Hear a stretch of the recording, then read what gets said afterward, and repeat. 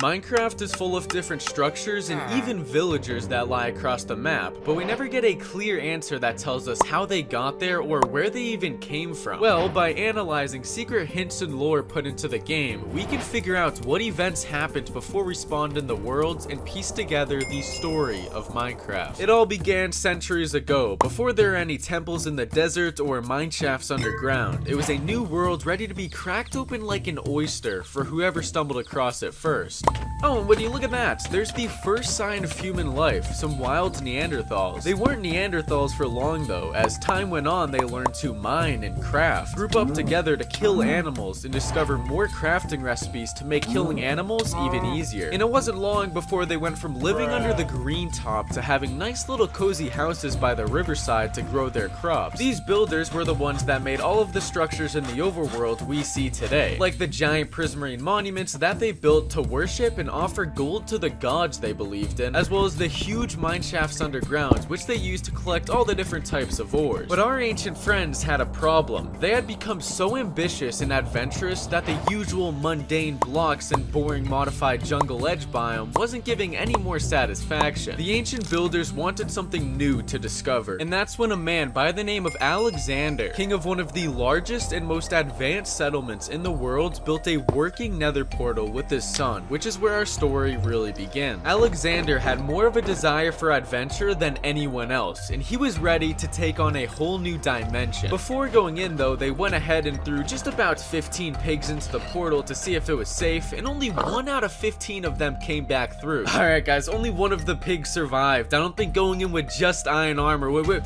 guys, what the f are you doing? Wait, are you guys insane?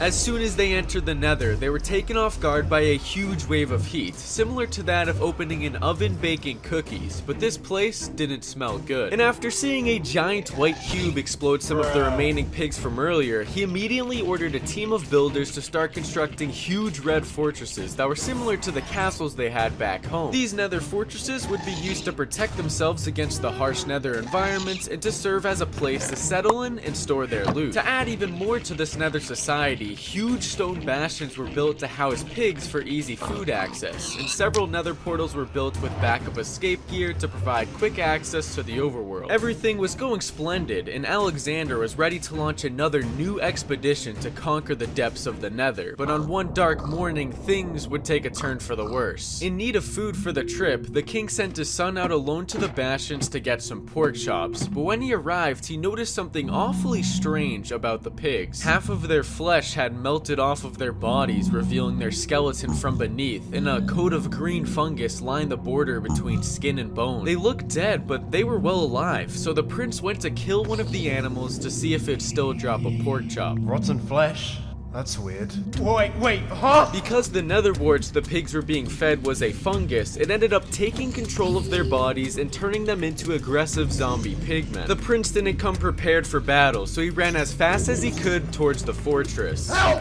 Help! Help! Help! The screams echoed off the walls of the nether and made their way to Alexander, who immediately ran to see what the yelling was about. Quickly looking through one of the fortress windows, he could see the horde of monsters chasing after his son, but before he could mine through the wall to save him, it was too late. Hang in there, son, I'm coming!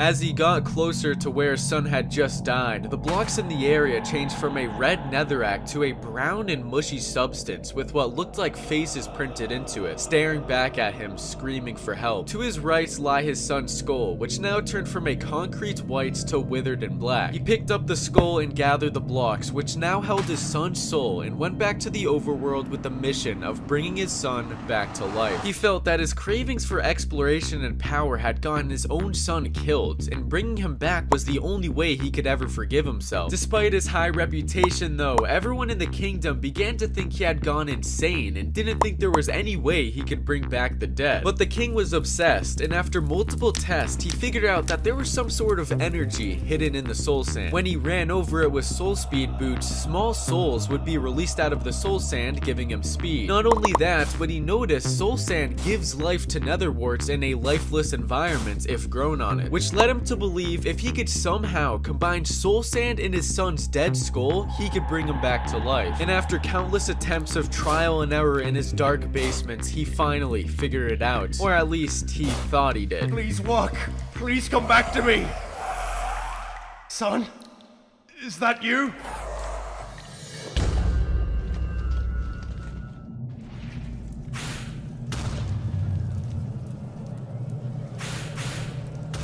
Even though the Wither was built up of his son's soul, his real son was long gone, corrupted by the Nether's energy. This is all my fault. I deserve everything I have coming. Come on, King, we gotta get out of here now! A few of the king's guards snapped him back into reality, and they began running without looking back. They didn't stand a chance against the Wither or know how to defeat it, so they kept fleeing, leaving their kingdom and civilization to fall into shambles. After countless days of running, the king and the remaining survivors still couldn't escape the sound of explosions off in the distance, and they were getting closer. They knew the Wither wasn't going to stop chasing them until it harvested as much souls as possible, so they began to dig and hide underground. Although there weren't many survivors left from their kingdom, the few still in the group were able to build a fortified stronghold under the surface, hoping that the Wither would never care to search underground. But what can go wrong will go wrong, and they needed an escape plan if the Wither did end up breaching their stronghold. Alexander thought back to interdimensional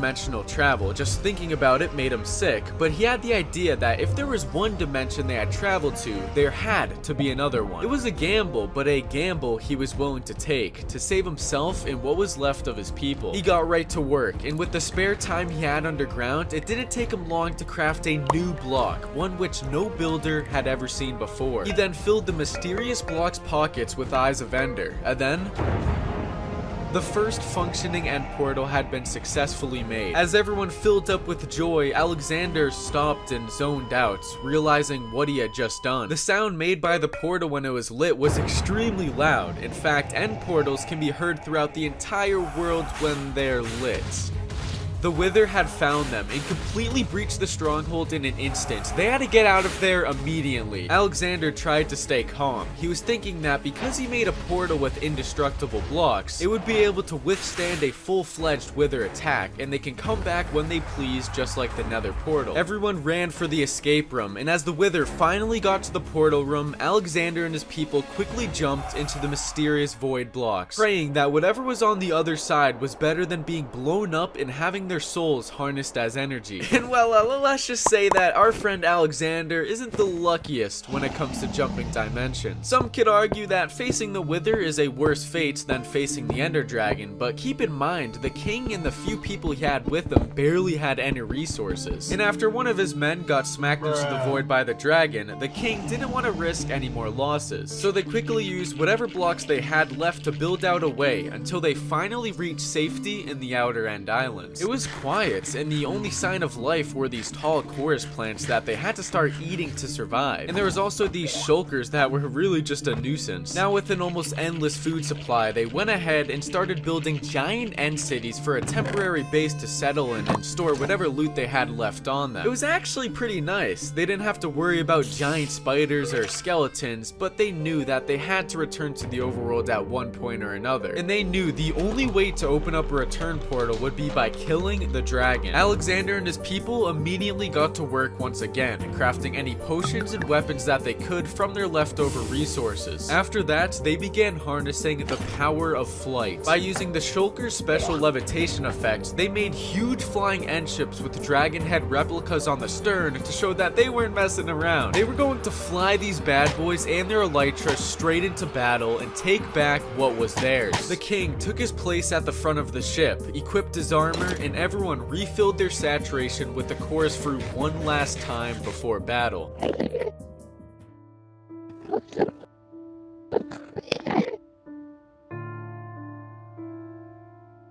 Just like the netherwarts, the chorus fruit had always been a mysterious food, and after eating it for so long, the unknown long-term side effects had finally kicked in. They became Endermen, developed teleportation powers from the chorus fruits, and completely forgot about everything from their past life. With the end of Alexander's journey and the death of his kingdom left everything their civilization had built to rot away, but don't worry, it isn't a completely depressing ending. There were still some survivors from all the Wither attacks who built small villages filled filled with different merchants and traders who vowed to never let their ambitions get the best of them like their lost king did. And for the Wither, legends say it went back to its breeding grounds in the Nether and ended up running out of energy, leaving its giant bones to decompose in the Soul Sand Valleys. Which leaves us with you, the player, who enters the world to discover what the ancient builders left behind and to do what they could not. Whoa.